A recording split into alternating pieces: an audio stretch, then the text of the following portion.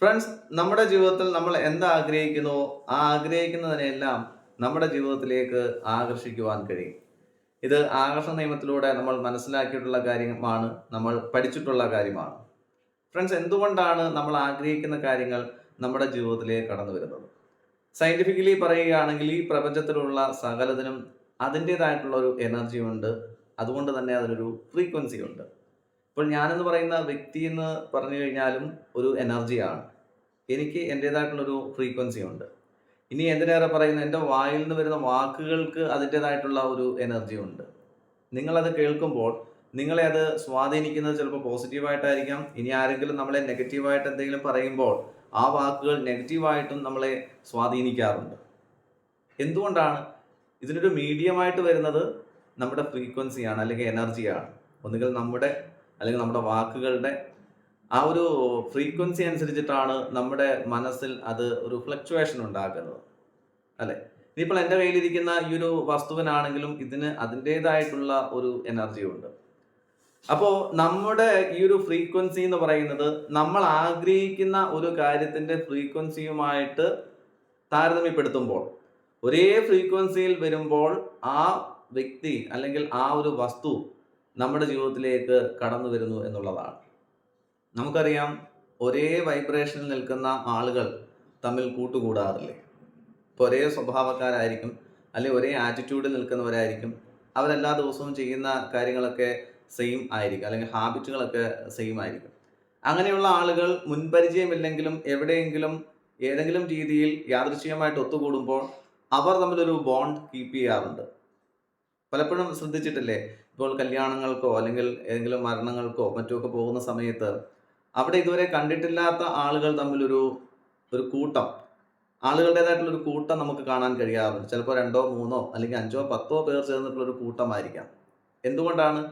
അവർ അന്വേഷിക്കുന്നത് എന്താണോ, അവർ അന്വേഷിക്കുന്ന ഒരു വസ്തുവായിരിക്കാം, അവർ അന്വേഷിക്കുന്ന ഏതെങ്കിലും ഒരു കാര്യമായിരിക്കാം. അതുമായി ബന്ധപ്പെട്ട ആളുകളെ ആയിരിക്കാം അവരുടെ ജീവിതത്തിലേക്ക് അവർ കൂട്ടമായി ചേർക്കുന്നത് അല്ലെങ്കിൽ ആകർഷിക്കുന്നത്.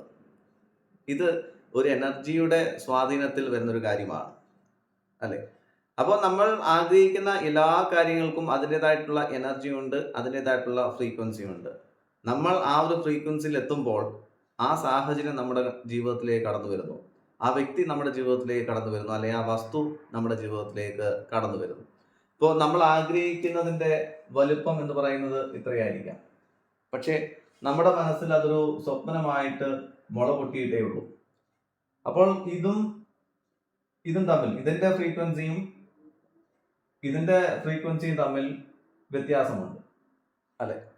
അപ്പോൾ ഇതിന്റെ ഫ്രീക്വൻസി എന്ന് പറയുന്നത്, അതായത് നമ്മുടെ ആഗ്രഹം എന്ന് പറയുന്നത്, ആഗ്രഹത്തിന്റെ ആ വലിപ്പം അത് നിരന്തരമായിട്ട് നമ്മുടെ ചിന്തകളിലൂടെ, നമ്മുടെ പ്രവർത്തനങ്ങളിലൂടെ, അല്ലെങ്കിൽ നമ്മൾ പറയുന്ന അഫർമേഷൻസിലൂടെയും വിഷ്വലൈസേഷനിലൂടെയും എത്രത്തോളം അത് വലുതാക്കി എടുക്കാൻ കഴിയുന്നുവോ, ഇതിന് തത്തുല്യമാക്കി എടുക്കുവാൻ കഴിയുന്നുവോ, അത്രയും വേഗം നമ്മുടെ ജീവിതത്തിലേക്ക് ആ ഒരു സാഹചര്യത്തെ അല്ലെങ്കിൽ ആ ഒരു വസ്തുവിനെ നമുക്ക് ആകർഷിക്കുവാൻ കഴിയും. അപ്പോൾ അവിടെ നമുക്ക് എന്താണ് വേണ്ടത്? ആക്ഷൻസ് എടുക്കേണ്ടടുത്ത് നമ്മൾ ആക്ഷൻ എടുക്കേണ്ടതായിട്ടുണ്ട്, അല്ലെ? വിഷ്വലൈസേഷൻ ചെയ്യേണ്ടതായിട്ടുണ്ട്, വിശ്വസിക്കേണ്ടതായിട്ടുണ്ട്. നമ്മളത് സ്വീകരിച്ചു അല്ലെങ്കിൽ നേടിയെടുത്തു എന്നുള്ള രീതിയിൽ നമ്മുടെ ഉള്ളിൽ തന്നെ നമുക്കൊരു വൈബ്രേഷൻ ഫീൽ ചെയ്യേണ്ടതായിട്ടുണ്ട്. അങ്ങനെ വരുന്ന പക്ഷം തീർച്ചയായിട്ടും നമ്മുടെ എനർജി അല്ലെങ്കിൽ നമ്മുടെ വൈബ്രേഷൻ എന്ന് പറയുന്നത് നമ്മൾ ആഗ്രഹിക്കുന്ന വസ്തുവിന്റെ വൈബ്രേഷനോളം ഉയർത്തുവാൻ കഴിയുമെന്നുള്ളതാണ്. നമ്മൾ ഓരോരുത്തരും ഒരു പ്രക്ഷേപണ ടവറാണ്, അല്ലെ? നമ്മുടെ പ്രക്ഷേപണ ടവർ വഴി നമ്മൾ എന്ത് സിഗ്നലുകളാണോ കൊടുക്കുന്നത്, നമ്മുടെ സിഗ്നലുകൾ എന്ന് പറയുന്നത് നമ്മുടെ ചിന്തകളാണ്. ആ സിഗ്നലുകൾ ഈ പ്രപഞ്ചത്തിലേക്ക് പോയി നമ്മൾ ആഗ്രഹിക്കുന്ന അല്ലെങ്കിൽ ആ ഇമേജിനനുസരിച്ചിട്ടുള്ള വസ്തുക്കൾ, എന്ത് ഇമേജ് ആണോ നമ്മൾ സിഗ്നലുകളായി അയക്കുന്നത്, അത് വസ്തുക്കളായിട്ട് നമ്മുടെ ഔട്ടർ വേൾഡിൽ നമുക്ക് ദർശിക്കുവാൻ കഴിയുന്നു എന്നുള്ളതാണ്. അപ്പോൾ നിങ്ങൾ ചെയ്യേണ്ട ഒരു കാര്യം എന്താണെന്ന് വെച്ച് കഴിഞ്ഞാൽ, നിരന്തരമായിട്ട് അഫർമേഷൻസിലൂടെയും വിഷ്വലൈസേഷൻസിലൂടെയും നിങ്ങൾ ആഗ്രഹിക്കുന്നത് എന്താണോ അതിനെക്കുറിച്ച് ചിന്തിച്ചുകൊണ്ടിരിക്കുക, അതിനെക്കുറിച്ച് പറഞ്ഞുകൊണ്ടിരിക്കുക, അതുമായി ബന്ധപ്പെട്ട് നിൽക്കുന്ന ആളുകളുമായിട്ട് ഇത് ഡിസ്കസ് ചെയ്തുകൊണ്ടിരിക്കുക. പലപ്പോഴും സംഭവിക്കുന്നത്, ഇപ്പം ഏതെങ്കിലും രോഗം വരുന്ന സമയത്ത് ഈ രോഗിയെ കാണാൻ വരുന്ന ആളുകളും എല്ലാം സംസാരിക്കുന്ന രോഗത്തെക്കുറിച്ചായിരിക്കും. അത് രോഗത്തെ കൂടുതൽ നമ്മളിലേക്ക് ആകർഷിക്കുന്നതിന് തുല്യമാണ്. അല്ലെങ്കിൽ നമ്മൾ ഭാരക്കൂടുതലിനെ കുറിച്ച് സംസാരിച്ചു കൊണ്ടിരിക്കുമ്പോൾ ഭാരത്തെ നമ്മൾ അട്രാക്ട് ചെയ്തുകൊണ്ടിരിക്കുകയാണ്. അവിടെ നമ്മൾ ചെയ്യേണ്ടത്, ഇപ്പോൾ ഭാരക്കൂടുതൽ, നമുക്ക് വേണ്ട വെയിറ്റ് എന്ന് പറയുന്നത് 70 kg ആയിരിക്കാം, അല്ലേ? ഐഡിയൽ വെയിറ്റ് എന്ന് പറയുന്നത്.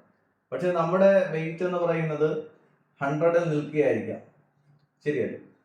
അപ്പോൾ ഈ ഭാരം കുറയ്ക്കണം എന്ന് ചിന്തിക്കുന്നതിനേക്കാൾ ഉപരി നമ്മുടെ ഐഡിയൽ വെയിറ്റ് എന്താണോ ആ ഒരു 70 kg എന്നുള്ളത് നമ്മുടെ മനസ്സിൽ സ്ഥിരമായിട്ട് കണ്ടുകൊണ്ടേയിരിക്കുക.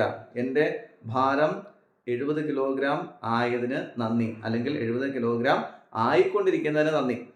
അപ്പോൾ നമ്മൾ വെയിങ് മെഷീനകത്തൊക്കെ കയറി നിന്നിട്ട് എന്താണ് 70 kg എന്ന് കാണിക്കുന്നത്, അവിടെ ഷോ ചെയ്യുന്നത് നമുക്ക് വിഷ്വലൈസ് ചെയ്യാൻ കഴിയണം.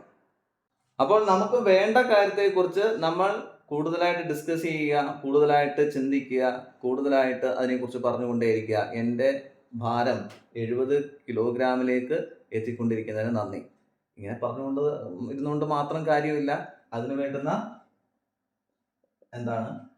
ആക്ഷൻ കൂടി നമുക്ക് എടുക്കാൻ കഴിയണം, അല്ലെ? ജിംനേഷ്യത്തിൽ പോവുകയോ രാവിലെ ജോഗിങ് നടത്തുകയോ എക്സസൈസ് ഒരു അരമണിക്കൂറെങ്കിലും എല്ലാ ദിവസവും ചെയ്യാൻ കൂടി താല്പര്യമുണ്ടാവണം, അല്ലെ? അപ്പോൾ ആ രീതിയിൽ നമ്മുടെ പ്രവൃത്തികളും നമ്മുടെ വാക്കുകളും നമ്മുടെ ചിന്തകളും എല്ലാം ഒരുപോലെ സമരസപ്പെട്ടു വരുമ്പോൾ നമ്മൾ ആഗ്രഹിക്കുന്ന രീതിയിലേക്ക് നമുക്ക് എത്തുവാൻ കഴിയും. ഇപ്പോൾ രോഗത്തെക്കുറിച്ച് ഞാൻ പറയുകയുണ്ടായി. ഇപ്പം രോഗത്തെക്കുറിച്ച് പറയുമ്പോൾ ഇവിടെ നമുക്ക് രോഗമുണ്ട്. അപ്പൊ ആ രോഗത്തെക്കുറിച്ച് ഡിസ്കസ് ചെയ്ത് അതിങ്ങനെ വലുതാക്കി പോകാതെ നമുക്ക് എന്താണ് വേണ്ടത്? ആരോഗ്യം. നമുക്ക് കിട്ടുന്ന നല്ല ആരോഗ്യത്തിന് നന്ദി എന്ന് നിരന്തരമായിട്ട് പറയുവാൻ കഴിയണം.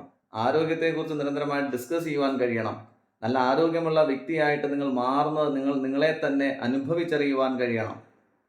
അവിടെയാണ് രോഗം എന്നുള്ളതിനെ മാറ്റി നമുക്ക് ആരോഗ്യത്തെ നമ്മുടെ ജീവിതത്തിലേക്ക് പുനഃസ്ഥാപിക്കുവാൻ കഴിയുള്ളൂ.